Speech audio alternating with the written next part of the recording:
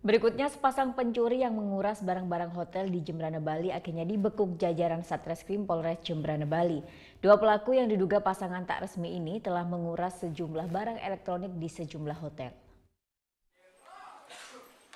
Muhammad Perdana Hadiputra dan Lailatul Rohmawati asal Gresik, Jawa Timur ini tak berkutik setelah diamankan polisi usai melakukan aksinya di sejumlah hotel di Jembrana. Pasangan bukan suami istri ini pun kedapatan mencuri barang elektronik berupa televisi yang dipasang di kamar hotel. Pelaku yang berpura-pura menginap di salah satu hotel di Jembrana itu ternyata hanya untuk memuluskan menjalankan aksinya untuk mengondol sejumlah barang milik hotel. Kabak Ops Polres Jembrana Kompol Didik Wiratmoko mengatakan bahwa penangkapan pelaku ini setelah adanya laporan sejumlah pemilik hotel yang kehilangan sejumlah TV di hotelnya. Setelah dilakukan penyelidikan, pasangan ini terbukti melakukan aksi pencurian. Aksi pencurian yang dilakukan oleh para pelaku ini pun terbilang unik. Setelah check-in di hotel, kedua pelaku ini langsung membongkar televisi yang ada di kamar yang mereka tempati. Dan menurut keterangan, para pelaku ini telah melakukan aksinya di 5 hotel di Jembrana.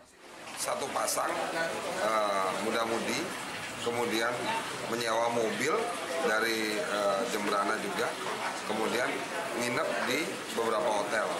Begitu nginep, langsung membawa yang ada di situ. Ada TV diambil, ada kipas angin diambil, ada kaca dan lain sebagainya juga diambil.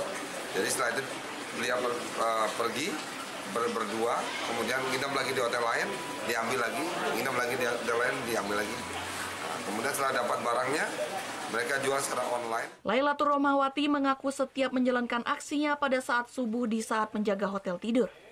Barang hasil curiannya ini pun disembunyikan di dalam mobil yang dibawanya. Setiap unit televisi pelaku berhasil menjualnya Rp800.000 di pasar online. Dari tangan pelaku, polisi berhasil mengamankan 3 unit televisi berbagai ukuran disimpan di mobil. Pasangan mesum ini pun dijerat pasal 363 KUHP dengan ancaman hukuman 7 tahun penjara. Putu Wijana melaporkan untuk NET. Oh yang beneran? Iya, oke. Nah, udah kan untuk beritanya? Jangan lupa di-subscribe, di-like, dan juga di-komen ya akun YouTube dari Net Bali. Terima kasih udah subscribe. Yang belum, jangan sampai lupa. Di sebelah sini nih. Notifikasi.